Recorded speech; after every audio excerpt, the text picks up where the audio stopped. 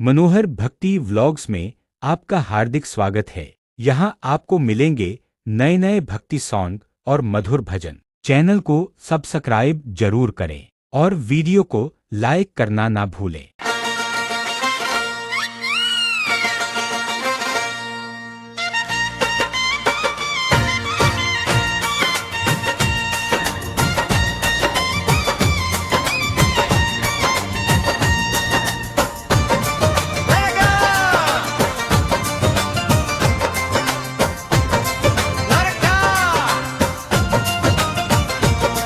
अरे आज बिरज में रंग बरसे, शाम संग खेले होली रे।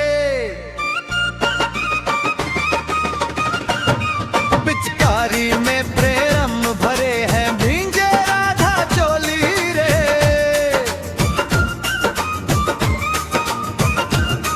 अरे कान्हा धीरे रंग लगइयो, चुनरिया हो गई गीली रे।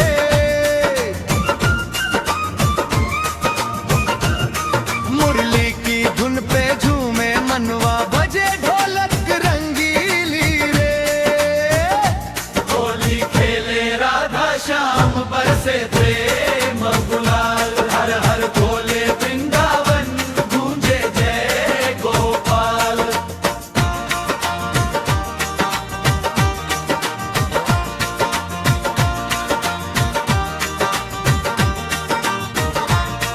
तेरे नैनों का काजल काला, कर दे दिल मतवाला।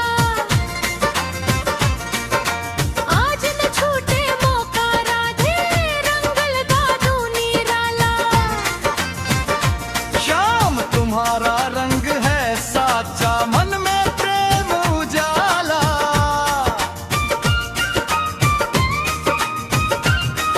ऐसी होली हर बरस खेले, बजे प्रेम का ताला। होली खेले राधा श्याम, बरसे प्रेम गुलाल। हर हर बोले वृंदावन, गूंजे जय गोपाल।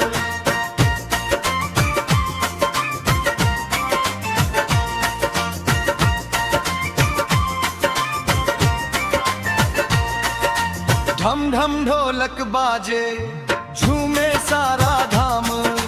राधा श्याम की होली में